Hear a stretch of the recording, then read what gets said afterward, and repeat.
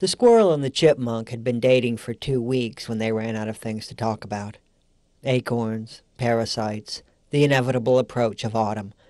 These subjects had been covered within their first hour, and so breathlessly their faces had flushed.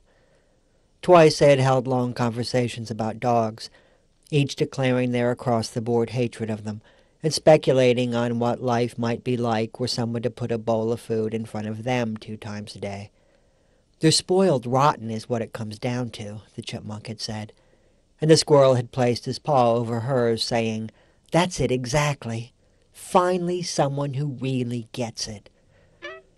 Friends had warned them that their romance could not possibly work out, and such moments convinced them that these naysayers were not just wrong, but jealous. "They'll never have what we do," the squirrel would say. And then the two of them would sit quietly, hoping for a flash flood or a rifle report, something, anything that might generate a conversation.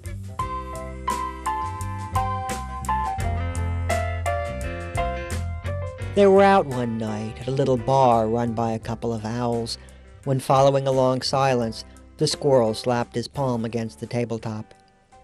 "You know what I like?" he said. "I like jazz."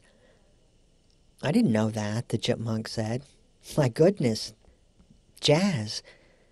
She had no idea what jazz was, but worried that asking would make her sound stupid and unworthy of his affections. "What kind exactly?" she asked, hoping his answer might narrow things down a bit. "Well, all kinds, really," he told her. "Especially the earlier stuff." "Me too," she said. And when he asked her why, she told him that the later stuff was just a little too late for her tastes. Almost like it was overripe or something. You know what I mean? And for the 3rd time since she had known him, the squirrel reached across the table and took her paw. On returning home that evening, the chipmunk woke her older sister, with whom she shared a room. "Listen," she whispered. "I need you to explain something. What's jazz?" "Why are you asking me?" the sister said. "So you don't know either?" the chipmunk asked. "I didn't say I didn't know," the sister said. "I asked you why you're asking. Does this have anything to do with that squirrel?" "Maybe," the chipmunk said. "Well, I'm telling," the sister announced. "First thing tomorrow morning, because this has gone on long enough." She punched at her pillow of moss, then repositioned it beneath her head. "I warned you weeks ago that this wouldn't work out, and now you've got the whole house in an uproar, waltzing home in the middle of the night, waking me up with your dirty little secrets. Jazz indeed. You just wait until Mother hears about this."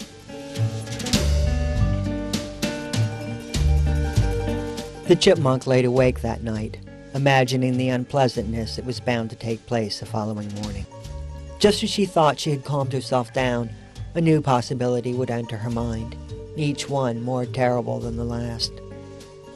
Jazz was the maggot-infested flesh of a dead body, the ochre crust on an infected eye, another word for ritual suicide, and she had claimed to like it.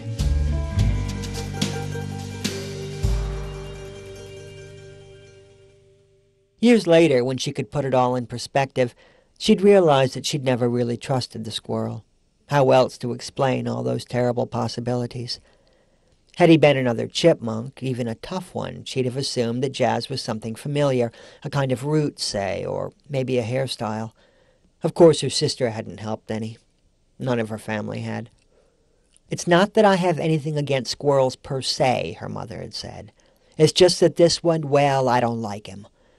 When pressed for details, she'd mentioned his fingernails, which were a little too long for her tastes. A sure sign of vanity, she warned. And then there's this jazz business. That was what did it. Following the sleepless night, the chipmunk's mother had forced her to break it off. "Well," the squirrel had sighed, "I guess that's that." "I guess it is," the chipmunk said. He headed downriver a few days later, and she never saw him or spoke to him again. "It's no great loss," her sister said.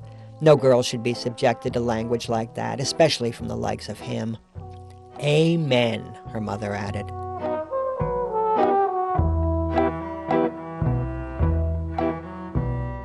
Eventually the chipmunk met someone else, and after she had safely married, her mother speculated that perhaps jazz was a branch of medicine, something like chiropractic therapy that wasn't quite legitimate.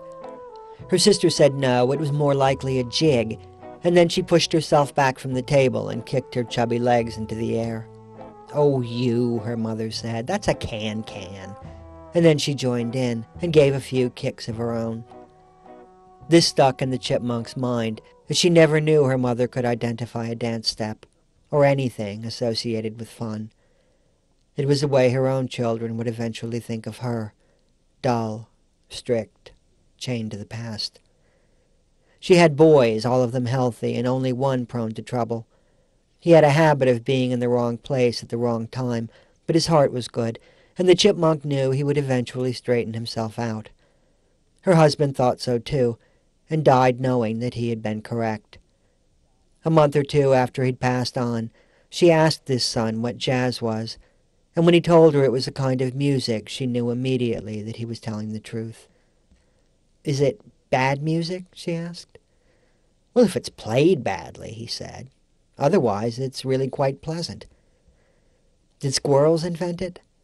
"God, no," he said. "Whoever gave you that idea?" The chipmunk stroked her brown and white muzzle. "Nobody," she said. "I was just guessing."